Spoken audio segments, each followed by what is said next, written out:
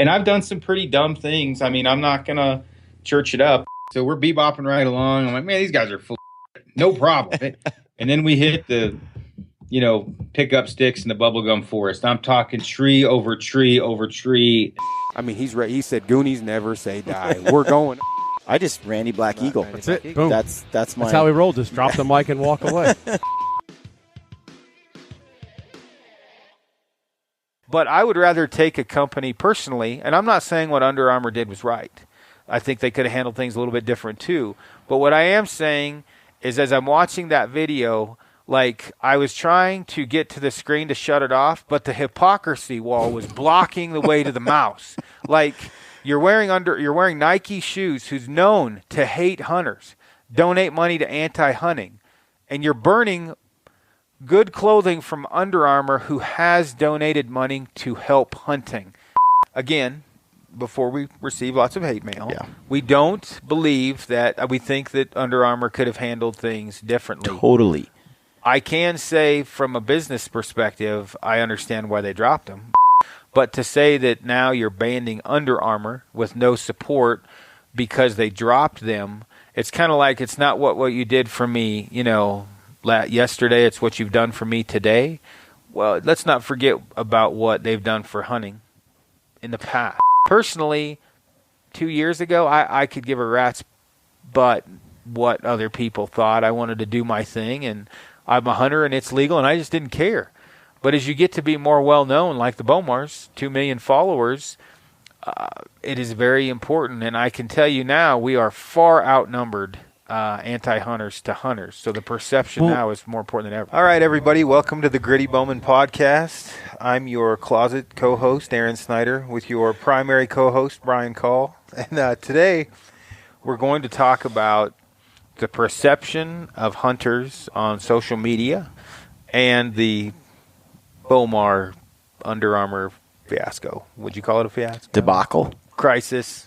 Our perception of it, what we think about it. We're going to kind of break it down in sections. We're going to talk about maybe our opinion of the not of the Bomars, but how the Bomars handled things, how Under Armour handled things, and maybe some perspectives that people aren't looking at as they judge Under Armour or judge the Bomars. Just maybe a few different ways people could look at this, and it's been pretty controversial so far. We've been requested by email after email and social media post and text. Yeah, text. And threatened almost too, like, hey, if you don't side with me on this, then you took our job. We're not going to listen. If you don't side, what's your side? We're not going to listen anymore. What opinion do you have? Yeah, like, we need to know what your opinion is, so we need to know whether to boycott you or not. Right, and I think starting with let's just start with Under Armour and some aspects that people may or may not be taken into consideration with how Under Armour handled things. First of all, for those listening that don't know what's going on, we should probably, because there are quite a few people I run into that are like, what? What's spear? Yeah. Patrick knew, but then he didn't know. He's like, I saw something, and he's doing this with the bear, and that was about all he knew. So. Yeah. So basically, well, you can go. You can explain it. Go ahead. So,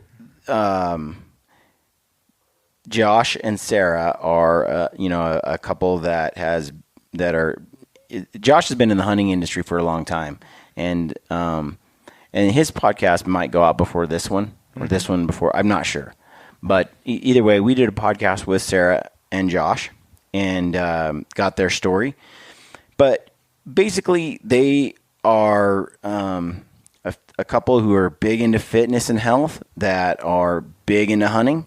And Josh has been hunting his whole life. Sarah is new to it. She was a vegetarian a couple of years ago, and now she's a full-fledged hunter, taken to the lifestyle completely. The reason she was a vegetarian really was because she didn't like the way animals were treated that are farm-raised. And so it wasn't so much that she was against eating meat or anything like that or the killing of animals as much as she was against the poor treatment of animals. Killed wholesale by it's very inhumane. Just Google. Just the way they're kept in cages Just Google it and you'll see all kinds of videos on game farms. Yep. So that disgusted her, and she just couldn't do it. And then later she met Josh, and it was like, oh, you actually go out and kill a wild animal as humanely and as quickly as you can, and then you eat it. Okay, I can do this. So she basically began hunting. And recently, back in spring bear season, Josh went up to BC with a well-known black bear outfitter guide, and he killed a bear with a spear. So it's completely legal in Alberta, Canada, and Josh is like, I don't know, he's kind of like Superman. Like he's built like some sort of Viking. He was painted together. Yeah, he's pretty shredded. And tall. He's probably 6'3", 6'4". Something huge. And, you stand next to him and you feel half a man. I'm going to guess he's probably 8% body fat, 6'3", and 225. Maybe? Yeah, I mean, just a big man. And he was a collegiate level javelin thrower. So hucking a spear is right up his alley. He's been throwing for a long time at a competitive level in school, right, in college. So it's always been an adventure for him. He's shot things with his own homemade bows before. He's made his own bow and killed animals with it, and this was sort of one of those next steps in connecting with nature and for him. So he grabs the spear and he goes out, practice, and builds the spear just like he may build his bows. Goes out to Canada and he spears a giant bear, kills it, and seems like everything's okay. Then he makes a video of it and produces it and publishes it. And that's where things go south. And then what happened from there, and I wasn't paying enough attention because I'm too busy. So Brian brought it to my attention, so I immediately Google. Of course, the first thing that pops up, and speared the bear. Under Armour had a huge, who is one of their sponsors or was one of their sponsors, had a huge outcry from anti-hunters that they were going to, boycott, basically cost Under Armour hundreds of thousands, millions of dollars. I think there's a soccer team in Brazil was going to, or Europe, something. Basically, though, Under Armour is I think approaching a $5 billion company. Mm-hmm. And I think they maybe make $10 million off of hunting. No, not UA as hunt much. It's sort of a hobby sideshow for Under Armour, right, basically. And so you have this $5 billion sector of their business who saw the video and decided to boycott Under Armour or threatened to boycott Under Armour if they didn't change. And I can tell you, for whatever reason, bears, they're a problem. When I post a bear photo, I get death threats and all kinds of great stuff posted on my Instagram page. So bears are a sensitive subject anyway, spearing the bear. And you can't win with an anti because right. I just shot one with a recurve and I had a bunch say kill it with a spear. Well, Josh did that, and obviously that didn't turn out you so shoot well. it with a rifle and they say, be a man, kill it with a knife or your bare hands. Yeah. So he does it with a spear, and it's a lose-lose. Yeah, it's definitely a lose-lose. So Under Armour dropped their sponsor, dropped the Bomars, right? They're not working with the Bomars anymore because I think where one of the mistakes was made is they posted it was an unethical means of harvest. So what happens is this video has been out since May. Under Armour didn't say anything at the time. The video is out and it's being circulated. It just take a while, right? You put something out on the internet, it's there forever. Right? So it took a while, but it finally built up this momentum and this anti-hunting. Just enough people got a hold of this video, were disgusted by it, and made their voices heard. And Under Armour had a choice to make in the heat of plummeting, stocks and sales and people threatening to huge, entire sectors of different countries. Thousands of emails, hate mail. Yeah. So in the midst of that, Under Armour had to make a choice on how they were going to handle it. The way that they handled it was to distance themselves from the Bomars and also spear hunting. And so I think the words that they used were something like, Under Armour doesn't condone. The method of killing that bear was reckless, and they don't condone that style of hunting. And so that Josh was reckless, and his method of killing an animal was reckless, and they don't condone it. And so they dropped the Bomars from their, or not the Bomars, because Sarah was the only one that was sponsored by Under Armour. Right. So they drop them, and they drop Sarah. And so as a result of that, there's been a lot of criticism. The hunters have a backlash, right, where they're like, hey, you got to stand by us or you're against us. And we're going to go out and burn all our Under Armour gear and boycott it, and we're not going to wear it or use it. We're disgusted by Under Armour. Under Armour, all hunters need to stand with the Bomars and go against Under Armour, so forth. And I think, well, I know, because I've gotten tons and tons of emails on this and private messages, our response is probably going to be different, specifically mine, probably because everybody thinks I'm going to be like, screw Under Armour or whatever. I think there's multiple sides of the story, as well as Brian does. We're pretty close to the same feelings on this, that there's some fault both sides of the fence. There's from the Bomars, and I wouldn't, fault Under Armour probably could have handled things a little bit differently as well. But let's break it down. The first thing, I guess, as far as on the Bomar side of things, for me, I'm not speaking for Brian here, when I first watched the video, and it literally was, Brian, Aaron, did you hear about, no, let me Google it. So I Googled it, called Brian back, and was like, oh, that's a problem. So from a guy that doesn't have, as a lot of I'm kind of moot on the whole, animal. I shoot the animal. You're a ruthless killer. Yeah, I like to. I don't mind shooting stuff. So I mean, none at all, right? I no remorse on the animal side of things, but I also don't torture them. No. But you're looking for a quick, clean kill. But the sight of blood and death is something that is, for you, doesn't touch your heart that deeply. No. So, but when I watched that video, I thought, holy shit, that's bad. That's really bad for hunters. And I knew from just certain things I've posted in the last 5 to 7 years on social media, the old think tank got a little bigger. Yeah, all right, maybe I shouldn't post that and learn. And then Brian has helped me as far as the perception things maybe I haven't thought about. Now, you got two schools of thought here. It's legal method of hunting. Why should I care what the antis think? And then you've got maybe I should care because it, doesn't represent hunting maybe in the light that it could have been represented. Now, and again, this is me. Brian will do his spiel in a second. If you choose to spear a bear, you throw the spear and the spear hits it and you cut away.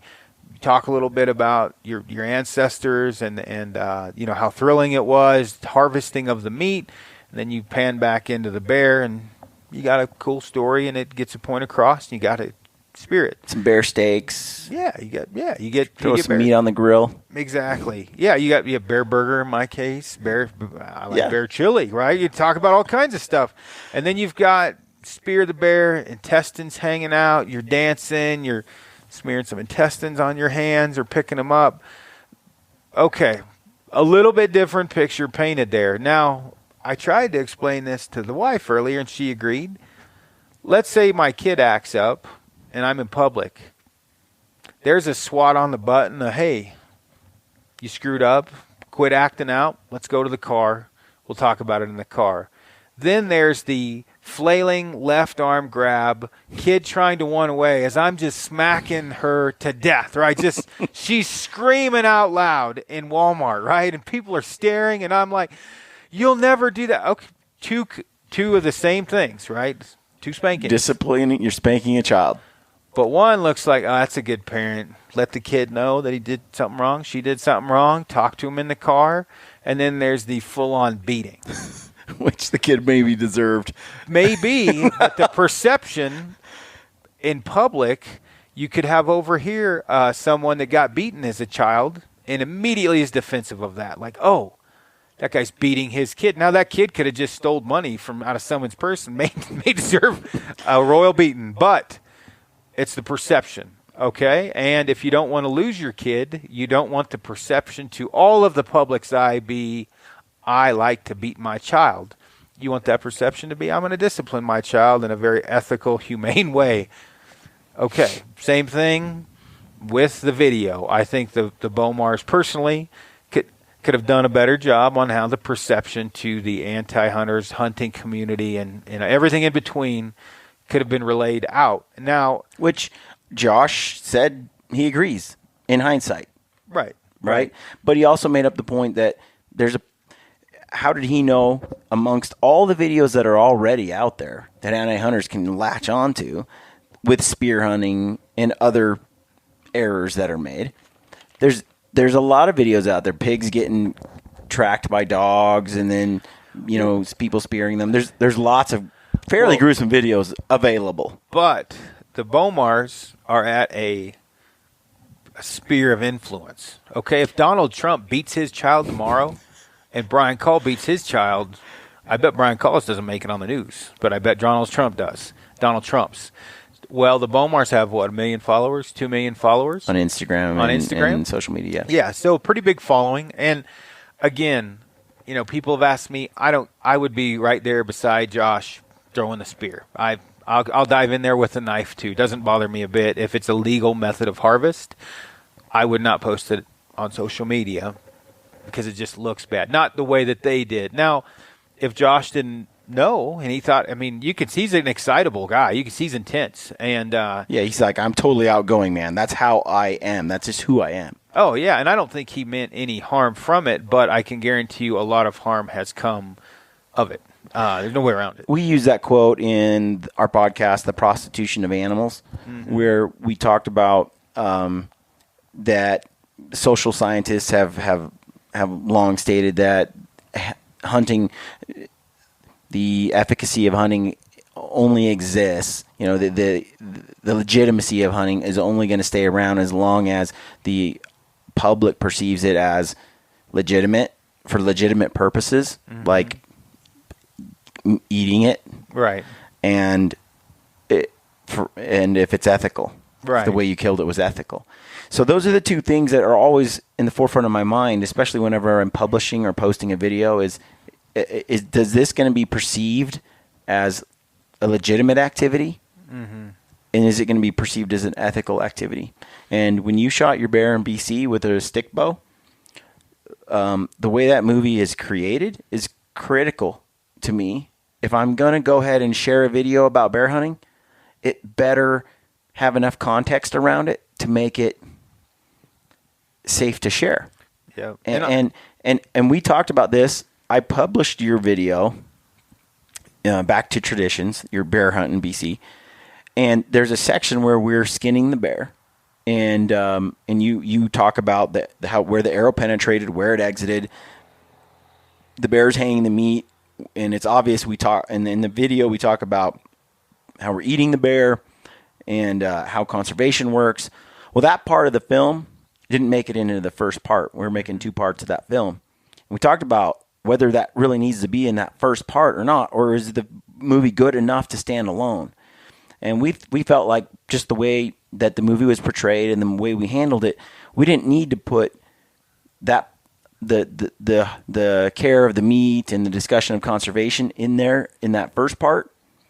But it's still part of that overall film that we want to finish. In that second part where I kill a bear and it's on film, we're going to share that, and in that is going to have that meat part. And I think that connection is really important whenever hunters are sharing something like a bear.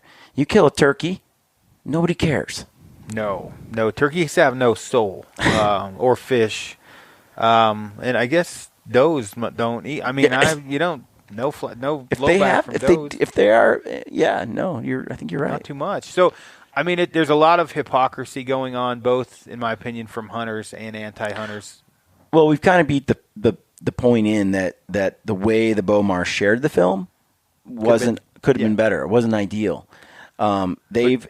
Josh shared his defense, and I completely understand where he's coming from. Mm-hmm. And I wasn't on the podcast with Brian. I actually had to do real work because we're about to go hunting for 2 months. But I understand completely, from what has been relayed to me. I understand a lot of those points. Well, here's what is bugging me is, okay, the Bomars, they kind of screwed up, and I think they know maybe what they would do different next time.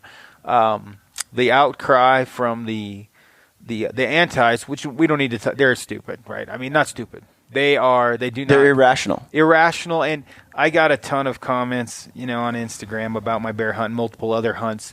Lots of Brazilian or South American haters, man. Yeah, I don't like. Why don't they're dialed into us? Go, and I've been to Brazil. Oh, it is not a pleasant place. There's cockfights, dog fights, crime, drugs. It's kind of a crap hole in a lot of places. If Brazilians are listening now, just clean up your spot. What is that? The favelas? Yeah, you don't want to be a white dude going there. I can tell you that right now. So, not that America's perfect, but either way, with the antis, it is hard to rationalize with them, and you get a lot of people right now. Okay, hunters right now. Under Armour didn't back the Bomars. I'm banning Under Armour. I'm blocking them. I'm burning their clothing. Boycott. Yep. Nothing to do with them. You either stand behind the Bomars or you're out, and that's a commitment. That's a stance you can take. I think one of the things that I first looked at with this was a business perspective from Kifaru. Okay, so I run a business, and you have the net gain over here from what the Bomars do for you in the sponsorship. This is what they bring in, and this is what they're costing you. Simple math, okay? They're costing you way more than they're making you. It's a fairly easy business decision from Under Armour. I mean, from a business standpoint, it's really easy. Probably one of the easiest decisions they've ever made was to drop them because they've got hundreds of thousands or thousands of people complaining about them. And so then you got the hunters. I'm mad at you. You dropped them. Well, here's the ironic thing, many ironic things. We just watched a video of a guy burning Under Armour clothing. And in the video, as he's pouring gas on the Under Armour clothing, he's wearing Nike shoes. Okay, well, the simple math it took for Under Armour to drop the Bomars. Okay, it's a simple equation. Okay, well, Nike didn't even take the math test. They just got to the door to the test, and they said, we hate all of you. We're not going to help you at all. We hate hunters. We're not going to donate any money to hunters. We're not making camouflage clothing. We're not going to do anything for the Rocky Mountain Elk Foundation. We're not going to legitimize that you exist. Right. We're not going to sit here and even acknowledge you as a legitimate activity. Yes, and he's burning Under Armour clothing, which has helped hunting.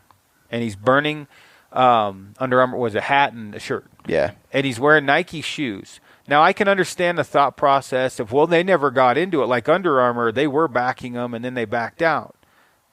That makes a little sense to me.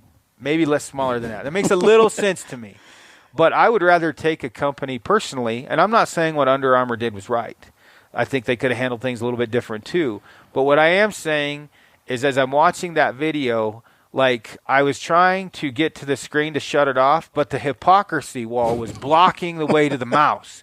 Like you're wearing Nike shoes who's known to hate hunters, donate money to anti-hunting, and you're burning good clothing from Under Armour who has donated money to help hunting. It's a known fact. They donate money to a Rocky Mountain Elk Foundation, well, multiple other, but either way. Now, the other thing, some of the people responding, like bashing on Cam. If you're bashing on an iPhone, you better burn it because they are all anti-hunting. They didn't take the math test either. They didn't even get into the game. Jetboil, same way. Burn your Jetboils. Nikon, they hate hunters too. If you're wearing Nikon optics, you should burn those, drive over them with the truck, film that. Okay, so before you jump on that Under Armour hatred, I can understand sending in a letter or an email saying, hey, we don't feel that what you did was right.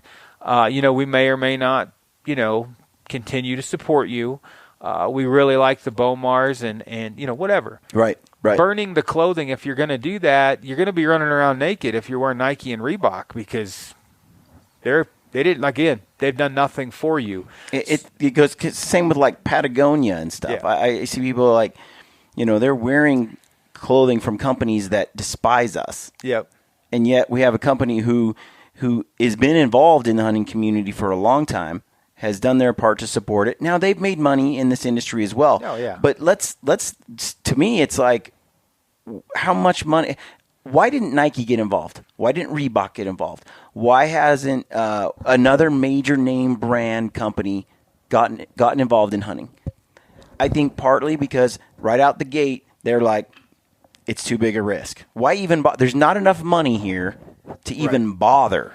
Right. And I mean, in Under Armour, again, we are not saying everything Under Armour did was correct, but Under Armour has done a lot for hunting. They've gotten into the public's eye, non and anti-hunting hunters' eyes, a perception of hunting differently, a different perception of hunting than what they may have had in the beginning. And you've heard me, I've poked fun at Cameron with his shirt off and everything, but he is a very good representative of hunting in a lot of ways, especially to anti and non-hunters. And they put him in tons of sales ads. There's Cameron, running down the trail, a camo on. You Google Cameron Haynes, you find out he's a hunter. That puts a lot of non and anti-hunters, especially non or mid-road, a better perspective. Yeah, when Cameron goes on the Joe Rogan podcast, and he has seen before millions of people, million people, whatever it is, and he's wearing Under Armour and in camouflage or whatever, or he's sponsored by Under Armour, people on the outside look at that and go, oh, I know Under Armour. Yeah. They're like Nike. They're like Reebok. Like, I know that guy. I know that company. And they're like, oh, it must be okay to hunt. Yeah. But you sit there and then he shows up and let's say First Light. Yeah. People are going to look at that and mainstream and they're going to be like, they're not going to know. yeah, that's a weird, I don't know anything about those. What logo is that? Yeah. Yeah. Because they're not into it. Under Armour's everywhere. Now, again, before we receive lots of hate mail, we don't believe that, we think that Under Armour could have handled things differently. Totally. I can say from a business perspective, I understand why they dropped him completely, just because of it was a very, very high risk.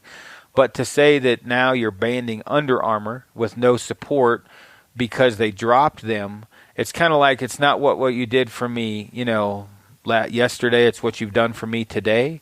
Well, let's not forget about what they've done for hunting in the past. Well, and a lot of people will say, Under Armour went out and they just raped the hunting community, took money from them, and then when the moment counted, they showed their true colors, and they showed that they really actually hate hunting, or they're just there for the money, and when the money wasn't good, they bailed out. Right. I think that's pretty black and white and myopic, and not a real good assessment of the reality, because that basically what that does, what you're saying is that we as hunters have no accountability for our actions. And we do. And I'm learning that every day. The more I get known, the more, and honest, Colton, right? Colton, I just had to talk with Colton, and love Colton like a brother. But Colton was used to not, people not, maybe following along on his life, day-to-day life, other than his friends. And Colton's getting to be more and more well-known. And as he gets more and more well-known, he has more eyes on him. And so he is basically, people are looking at him, and what he does is a reflection of me, a reflection of the Gritty Bowman, a reflection of Kafaro International. And what he does and how that reflects off of us is a very important, because if he's acting like I did 3 or 4 years ago, it's not good. And I fully admit I'm learning that if I post a photo that is of poor taste on my Instagram page, there will be blowback. Maybe not from the hunting community, a lot of them will think it's funny, but of the antis or the non, especially because I have a lot of photos, a lot of photographers on there. But I can use the perception. My photos help the perception of hunting and how non-hunters perceive it. And this isn't a guess. This is messages every day. Like, I love your photos. Do you eat the meat? Okay. Or I see a lot of horn photos. Okay. You always see that. Where's the meat? I'm sure you left it. Well, no one, how the hell are you going to know anyway? It's in the backpack, right? You're not going to know if you're nobody wants to see a photo of a game bag, okay? And non-hunters or antis, they don't know how life works. But a simple message of, hey, man, it's kind of like a rite of passage to get the photo of the rack on your pack. Not so important for me, but for a lot of people. Mm-hmm. And if you look at my other photos, which is why I always post photos of meat on the stick, meat on the spit, meat on the barbecue, so they can see we're respecting the animal. Now, personally, 2 years ago, I could give a rat's butt what other people thought. I wanted to do my thing, and I'm a hunter, and it's legal, and I just didn't care. But as you get to be more well-known, like the Bomars, 2 million followers, it is very important. And I can tell you now, we are far outnumbered anti-hunters to hunters. So the perception now is more important than ever. Yeah, that's the thing that gets me is I read a lot of stuff, and hunters are out there going, you know what? We're going to make Under Armour pay. We are not going to buy their gear. We're going to boycott them. We're going to take them down, put them out of business. Comments like that reveal how ignorant some people are. Because I can guarantee you, Under Armour could drop hunting tomorrow, and it wouldn't even be a blip on their radar. Right, and that's a fact. That's a fact. You're talking about a $5 billion company and a $10 million sideshow. When you have that kind of, we're just a thing they do on the side. Yep. And gratefully so, because they help, like I said, legitimizes us. But for us to kind of sit there and go, hey, we have all this power, get it through our thick skulls. We as hunters, we're outnumbered 9-1, at least 9-1 across the world. The sooner we figure that out, to me, the sooner we can start being smarter about how we portray ourselves. Because as long as we're kind of arrogant about it and we're like, we can do whatever we want, we're this huge group of people that people can just take it or leave it. That's not reality. No, it's not. La La Land. And as Brian has found out living here, I go to a lot of Whole Foods and different, Vitamin Cottage, and then we go to Red Rocks and train, and I'm surrounded by hunters, non-hunters, and anti-hunters all the time. And some of the way you are perceived and the way that you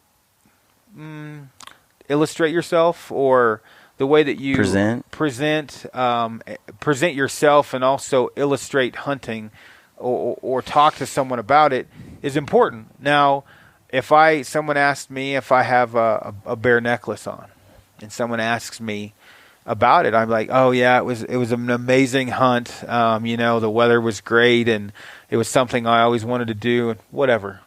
Or I hooked a GoPro to a spear to a bear that was going into a bait. Its intestines fell out. I danced a bit, smeared some blood on my hands and my face, and we found it the next day. Now tell that story to your kids at night.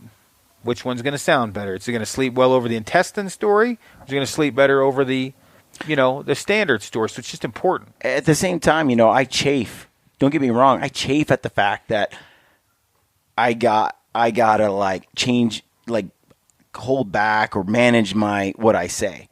And I'm a huge proponent of showing the animal getting wounded, showing the things that are hard to talk about, as long as there's ample context around that. That's the thing that people miss. It's like, instead, what a lot of hunters do is they're just like, they abstain. They're like, I'm out. I'm not going to share this at all, because if someone finds out I took a 50-yard shot and I hit it in the liver instead of the heart, I'm going to get all this hate and blah blah blah. Or I took a 20-yard shot and I it didn't go well. It took me a day to find the animal. Well, instead of showing that, they're going to be like, they lie on video and present it a different way, or they just decide not to share a video of it at all. Both cases, dead wrong. I feel like you have a duty, if you want to produce the film, to produce it, but be honest about it and do your diligence in putting context around it. Well, and that's the key, context. And that's, so I'm not misunderstood either, is when I was giving like the bear story or whatever, if you're going to talk to a mid-road hunter or not a mid-road, someone that's neutral, like my wife, okay? She still doesn't hunt, but she's not anti. But when I met her, she was anti. You don't want to tell a wounding of an animal as the first story, but you do want to make sure as time goes, obviously everything comes, the full circle, right? The whole, when animals get wounded. But if you're presenting someone for the first time with hunting, you may not want to throw out a wounding story to start off the show.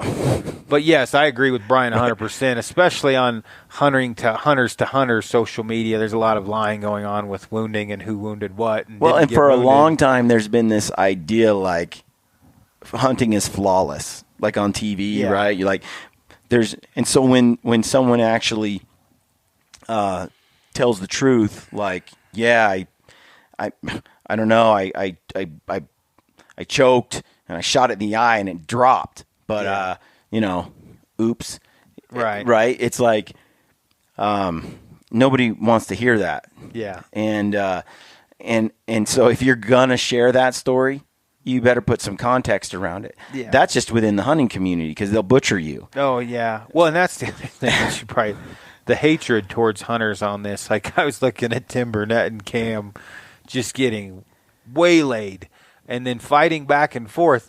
And that's another part of the equation I think is important to talk to. When we were talking about 10 to 1, well, even our 1% down here, we can't even get along. So we're more like maybe 0.3, right? I mean, you got guys like on Cam's page, and I talked to Cam earlier today, and it's like Cameron has had a long-time relationship with Under Armour and some key individuals there. He has personal friends with leadership there. Yeah. Like on a personal level, regardless of brands. Right. Regardless of working together. And I'm a guy whose loyalty is loyal to a fault, loyal like a dog. At the same time, you've been making fun of Under Armour for years. I hate Under Armour. Yeah, I think it's horrible clothing. I mean, I'm sorry, Under Armour. Now, I wear their shoes and I wear their workout clothing. But I love to work out in Under Armour. Yeah, but I would never, ever hunt in Under Armour clothing. And maybe it's getting better. It could be, but I'm going off of what I've used in the last couple years. But again, this isn't an Under Armour bash fest on their clothing. But my opinion of Under Armour hasn't changed from after the Bomars at all. I knew that they were a clothing company dabbling into the hunting community.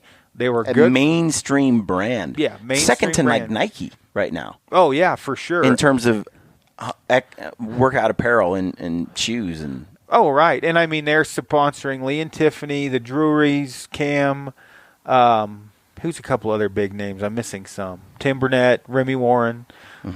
Several different companies. Or individuals. Individuals. Now, has my opinion changed on Under Armour? No, I don't dislike them or like them any more than I did day before yesterday. I have the same opinion. They're a clothing company selling some hunting gear. They're a mainstream clothing company selling hunting gear. If you want to support a straight-up hunting company, support First Light, Sitka, Kuiu, Cryptic, who am I missing? Scree, straight-up hunting companies. Okay, if you want to truly support hunting for just straight-up hunting, all those companies are fine. The only thing you have to think about is Under Armour has a reach that those companies do not have. Not even close. Dude, it's something that we considered as well in terms of Under Armour has a reach that builds brands. Oh, yeah. Right? Builds individuals. You look at Remy Warren, you look at Tim Burnett, you look at Cam Hanes. They have, through Under Armour's interaction, they've been able to build their brands. There's a partnership. Oh, yeah.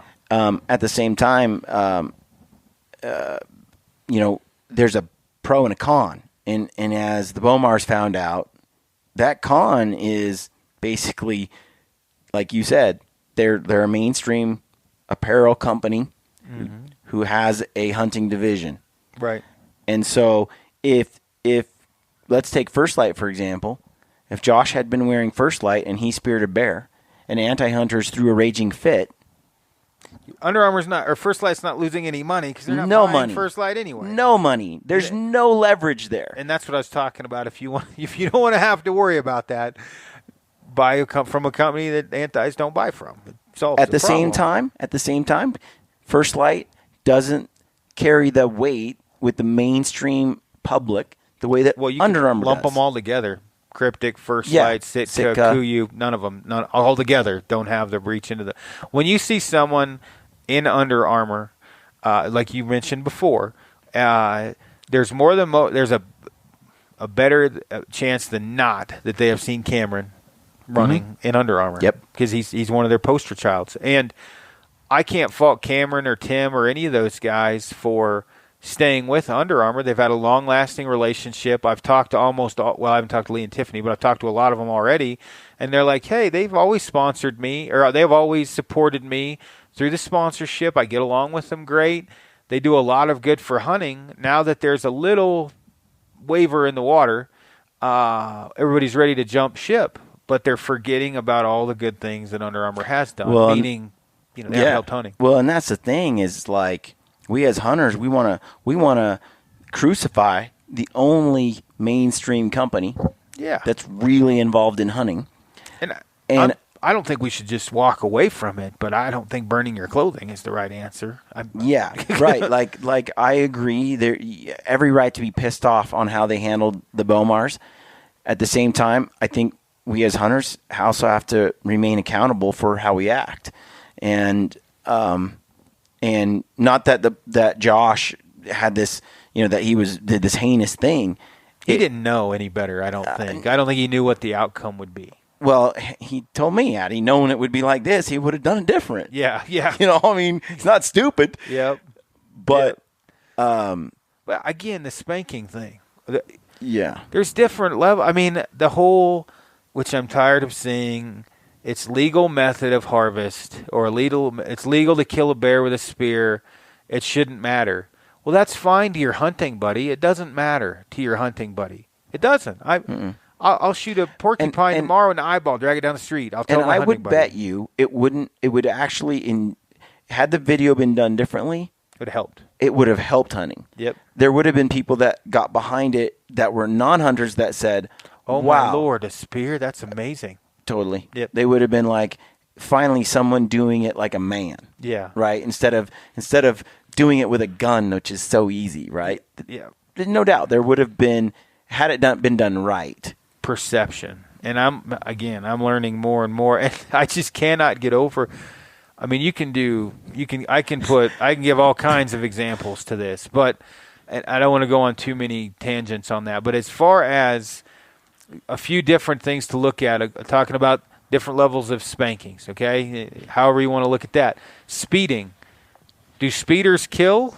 Not the ones going 3 miles an hour over the speed limit. They don't, right? The ones maybe doing 50 over, those probably kill, or however you want to look at that.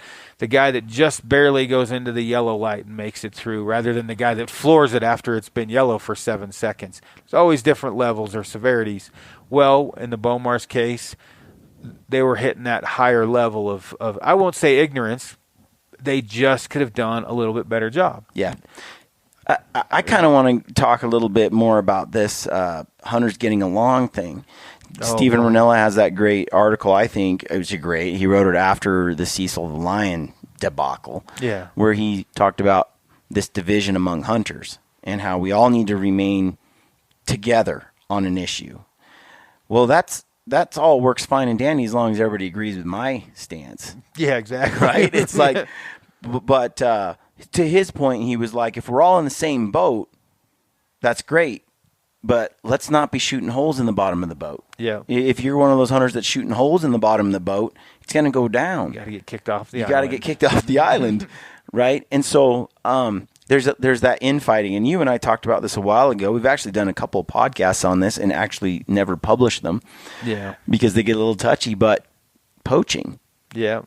There are hunters who crucify other hunters who get slapped with a fine for poaching. Yeah. When it says benign is stepping on a 3 acre or a 3-yard piece of property to cross over on a corner to another property. Again, there's so many different levels of speeding, running stop signs, stoplights. We've talked about a lot of this. If you're the lady's 17 and the guy's 18 and they have sex and the father presses charges, but they've been dating since they were freshmen, whatever. They're married for 20 years. Yeah, they're still, and I know he still has. I've got a few friends like this. He was still on the sexual offender. Yeah, yeah. He was an offender. He's got charged with statutory rape. Yep, and he's a rapist.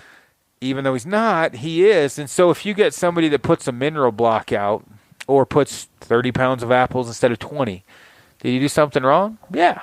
Should he be punished? Sure. Should we hang him up in the courtyard and throw rocks at him?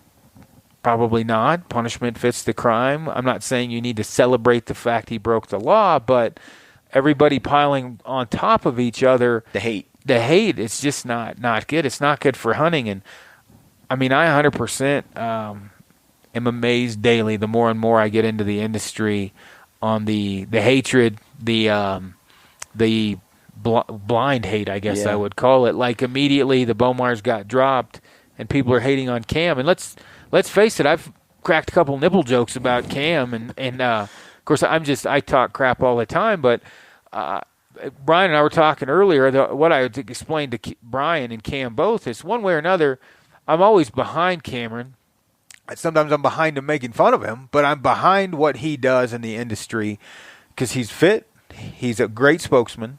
He's got a ton of people into the outdoor industry and into hunting. He's great for the sport. Now, occasionally, I'm going to crack jokes because that's the way that I am. But then you take some guy that's posting up, I won't even bring up any names, but dead animal after dead animal, no context, but straight up death, straight up blood, kind of crappy, bloody shots or whatever. Is that his God-given right? Yeah, heck yes, it is. Is it good for hunting?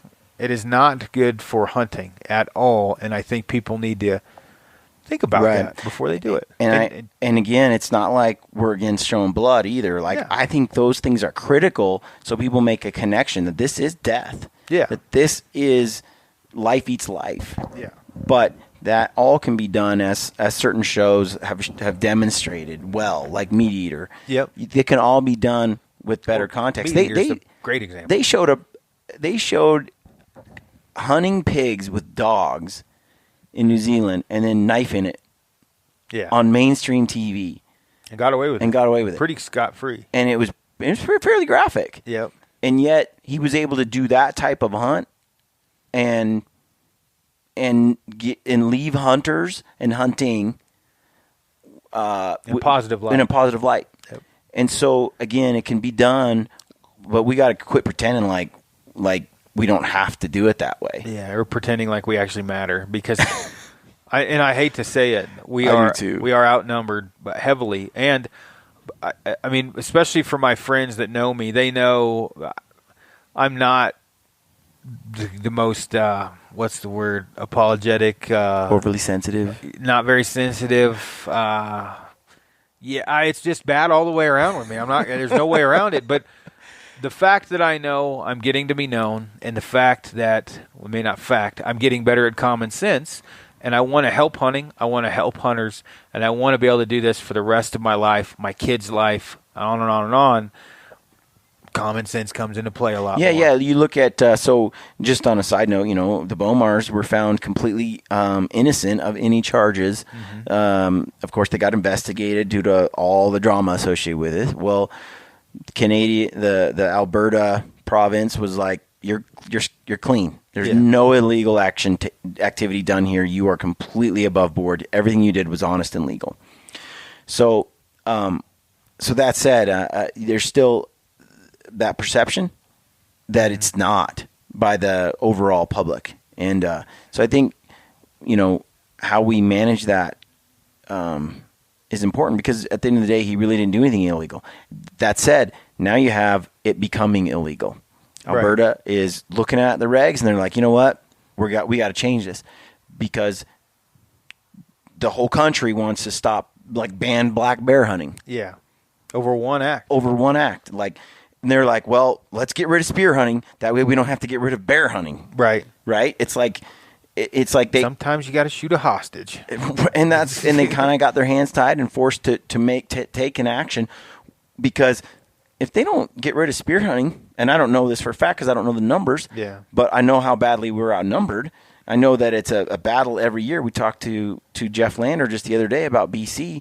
I read online the amount of grizzly bear resistance to grizzly bear hunting that BC gets every year is astronomical. And so they're trying to keep this as a valid activity, but it only takes one experience similar to this for people to band together that outnumber us and say, yeah, man, we need to stop this kind of hunting. It's completely wrong. Look at what happened. I saw that video. It's wrong. Well, and a good Colorado Department of Wildlife is in several different units, doesn't allow hunting mountain goats on a weekend. It sounds bizarre. But I can tell you, I agree. When I first heard that, I was like, that's stupid. That's Why? weird.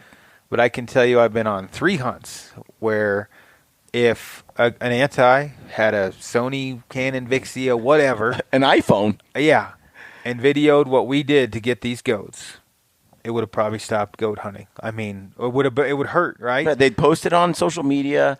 It would go viral. Anti-hunters and non-hunters around would band behind that and go, that should not be allowed. And crap happens when you party at 13,000 feet and, you wound a goat and, you got 4 or 5 bullets with you and you're climbing and you're trying to get the goat down as fast as you can. And this fluffy white little critter running around and covered in blood stains. Yeah, red now. And you're trying to get another shot into it, and then pretty soon you're out of ammo, and then maybe end up wrap your legs around it, choking it out, going down a shale field. Well, think if somebody videoed that. Not good, right? I mean, and I'm not saying that happened, but if it did, that would be horrible for hunting. Right. And so, again, perception. And so Colorado Department of Wildlife is smart enough to not allow hunting in very high-trafficked backpacking areas. Now, if I'm just like a redneck hunter that doesn't care, right? I'm the hunter of the 80s. I don't care what anti-hunters think. I'm just going to shoot whatever I want as long as it's legal, and it doesn't matter. It didn't in the 80s. Didn't probably matter. There was a lot more social connection media to your food. Yeah, for one. Yeah, I was going to say cities weren't as big as they are today. I mean, there's a lot. Yeah, I was going to. I mean, if you had this discussion in the 1930s, people would find it ridiculous. Oh yeah, even 60s. 60s. Yeah. Ridiculous. The whole anti-hunting thing is bizarre. But the way, again, what Brian and I'm trying to help Brian, but he's much better at than I am, is to help people understand where the meat comes from. That an animal does die, even the ones that send me messages that I should go buy my meat at a store so an animal doesn't get hurt. Help illustrate, help them understand how hunting works in a positive light is important. And I think what we can probably finish this up with to a certain degree is the Bomars could have put a completely different spin on it, probably helped hunting. Better context for the activity, which would have changed the perception of that spear hunt to a completely different way, which could have, in fact, uplifted hunting in the non-hunter's eyes. And Josh just said, look, I kind of wasn't thinking about the non-hunter or the anti-hunter. Yeah, I was just thinking about the hunting community and thought how cool this would be to share with the hunting community. In his defense, if I would have seen that video 5 years ago, I would have been, yes, that is amazing. That is crazy. I saw it now, and I'm like, oh, that's not good at all. Completely, because I've learned it's important. So you're right. I think that context and the way the video was created and shared could be different. That's one thing. I think the way that Under Armour handled it, I think they could have been done much differently. Sarah didn't actually do anything wrong in the video. She wasn't even in it. Yeah, she was briefly, just for a moment, but she was technically the one sponsored. That said, they're kind of like Benifer. Like they're like together. They're like the Ken and Barbie of hunting. Yeah, they're stuck together. So with one comes the other. It's sort of, again, like you said, sphere of influence. Under Armour if this had been somebody who nobody knew, it wouldn't be like this. But you have a perfect storm of events with a company who is a mainstream brand and two athletes that have a huge non-hunting, by the way, sphere of influence. 2 million followers. That's important. People know I think that. it's a million something, but it's maybe a million it's two. and it's 90,000 from Ken and a and million from Barbie from or Sarah and Josh. And so the two of them together, yes, I think that they have, they're great people, dude. I cannot say enough. They're funny people. They're cool. They're awesome. Yeah. And so I don't want them or anyone else to think we think negatively of them. I don't at all. Well, I think Kafaru is going to send them some backpacks, so I obviously like them. But again, they stand behind them, dude. Yeah. I'm all for that. Yeah. At the same time, on this whole Under Armour issue and their decision, that's touchy. I feel like it sort of comes from a place of arrogance from the hunter's point of view to sit there and say, we're going to take you out or make you pay, when you're also in a place of hypocrisy when you're using and wearing Nike and Reebok, who never even got involved in the game in the first place. And have donated a lot of money. Do your research. Under Armour has donated. Well, Nike's donated a lot of money to anti-hunting. Oh, to anti-hunting. Yeah, a ton. So is Reebok. And again, we talk about Jetboil. Jetboil likes our money, but they're anti-hunting. You can make a phone call and find that out. iPhone, they definitely do not like hunters. There's a lot of other companies. And so there's a lot of guys wearing loving their Jetboil SOLs. Yeah. And again, that's hypocritical. Hugely hypocritical. That probably bugs me the most about this, more than anything. I can get over the Bomars, what they did. Not a big deal. Well, it's a big deal, but you know what I mean. Yeah. I can get over how Under Armour reacted to it. Yeah. Oh, yeah. Everybody, even large companies, make, in my opinion, kind of mistakes. Mm-hmm. But the hate, the blind hate, and the hypocrisy, and this is coming from a redneck from Oregon. And a guy who doesn't particularly like Under Armour clothing. To begin with, I don't like them at all. I mean, I've been not going on Under Armour Bash Fest, but I have always stated that Under Armour makes great workout clothing. I like their shoes, but not the best mountain hunting clothing. I like their hoodie. It's kind of cool. Yeah. I got one. I didn't burn it either. I got their pants, their shorts, their shoes, because guess what? I could wear Reebok or Nike when I go to the CrossFit gym. Yeah. But guess what? They're not in hunting. No, they're not. And so I want to support a company that is with us. So yeah, they pulled back on the Bomars. At the same time, the Bomars did some actions that there's some accountability for. We can't pretend like there's no accountability for how we act. Right. And then as far as blind hatred goes, I mean, would it kill everyone to try and get along a little? And I'm not saying that we all need to sing. I mean, this is coming Hold from hands, a kumbaya. violent guy. Yeah, I mean, I like conflict. But if someone does something, on social media, I mean, we don't always have to be peckerheads on online or on forums. We could do a little bit better job to be supportive. And I'm learning it myself. I mean, it's not like I'm, without fault. It is just in the case of like with Cameron. He got a huge following. And I'm not the biggest Cam fan in the world by any means. I think he does great for the sport. I think he's an insane athlete, and he's good. But he gets so much hate on some of this, and I'm like, I would fault him more for leaving his buddy than I would for me too. Like if I saw him bailing Under Armour over this, I would be kind of like, wow, what the hell? Yeah.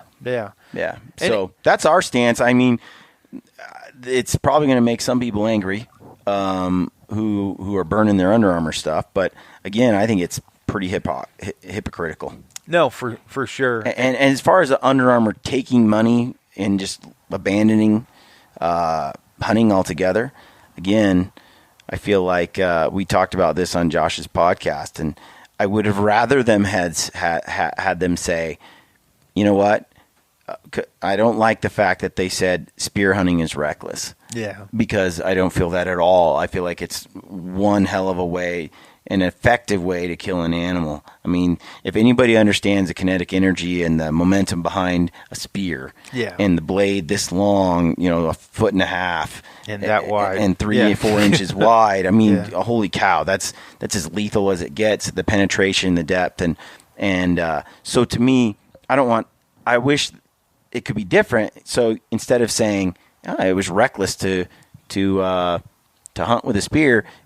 I'd rather him say, well, it was reckless to share that content publicly. Yeah. However, that doesn't do Under Armour any good against any anti-hunter or any of these groups that are threatening to leave the brand that have a lot that outnumber us 9-1. Right. And so, to me, I've said this before on Josh and Sarah. I feel like Under Armour's hands were somewhat tied as well. That said, yeah, they kind of lied. They kind of weren't, and lying, maybe that's a strong term, because at the end of the day, they had to stop the bleeding. Yeah, and they want to stay in business. And again, from a business perspective of it, it's simple math. Yeah. If the juice is not worth the squeeze, or the risk is not worth the reward, you just can't keep doing it. I mean, what good would it do for them to lose millions? Keeping the Bomars on to take a 100% stance and then say we're not going to dive into hunting at all anymore, meaning they stick with the Bomars. They lose too much money to where they're just like, hey, it's just not worth the hemorrhaging. It's just not worth it, and pull out of hunting completely. They drop Tim Burnett, they drop Remy, they drop Cam, and there's all these great spokesmen for hunting out of that giant Well, there's a lot of eye. people, I think, that would love to see that, because guess what? You're not with us the way that Kuiu, Sitka, and First Light and Cryptek are. Yeah. Well, guess what? Those companies don't have the mainstream pull either. And again, I don't even like Under Armour, so don't get on there bashing me. Like, I'm not an Under Armour fan. I mean, the hunting line. I like the company fine. I like the people. I don't want to wear it hunting. Right, exactly. And again, you're not going to die out wearing it hunting. I just choose to wear other companies' clothing. But either way, hopefully we don't get bashed too much for this. But I would leave personally off with the fact of, one, blind hate. Can you chill out on that towards everyone? And then two, if you think you're wrong before you do something, you are wrong. So don't think about it. You need to really watch what you're doing in the public's eye as a hunter, and maybe suck it up a little bit on pride or the hardcore hunting stance. I'm a hunter and I can do what I want. Maybe tone that down a bit from time to time and look out for the long term. Yeah. We're just good. We're done. Cool. It's a heavy podcast. Yeah, it is. We'll see how this turns out. Yeah, it's like brace yourself. But, dude, we've always been pretty blunt with our opinion on things and said it how we think it. Maybe we're on the right track. Maybe not, but I'm sure we'll find out in emails. Yeah. So we're gonna head out hunting tomorrow. Yep. So we may not see your emails for a week or two, although I may not even open them at all. We do have social media though up on the hill. Yeah, we do. But yeah, good luck to everyone heading out. We're actually doing this 2 days before the Colorado opener. So good luck to everyone out there, and congratulations to all the people that have been putting down big Stealthy Hunter killed a monster. Dale Pearson, Mark Smith. I'm sure we're missing a bunch of people. Scott Carr. Yeah, Scott killed another good one, and he was a fatty, man.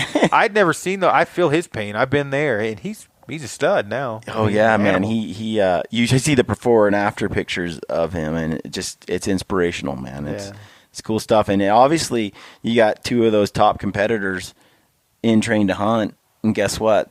They got the job done on some great mule deer on public land as well. So there's a correlation. It's hard to argue, They're getting it done under pressure and fitness-wise, and they're with Train to Hunt, and they are able to use those skills and transfer them into the actual. Russ Meyer's been doing it for years. He's on the podium too. So pretty cool. I think it's a neat thing. So good luck to everyone else out there. Hopefully Aaron and I can get her done.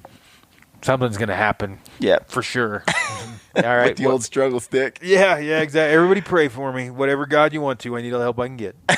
Stay gritty, everybody. All right, stay gritty. Okay, gritty friends. I hope you enjoyed that podcast.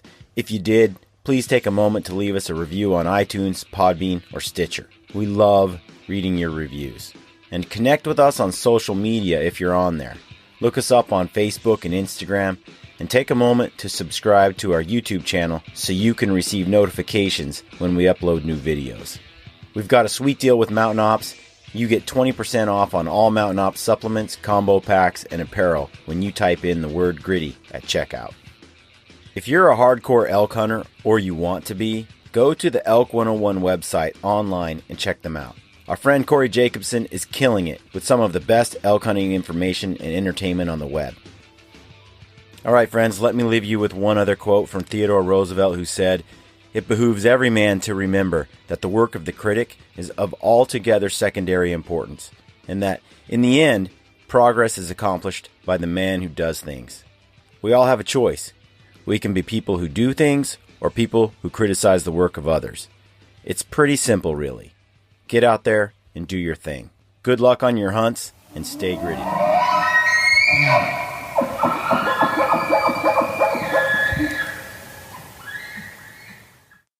This is Ty Stubblefield, and you're listening to the Gritty Bowman. Gritty Bowman.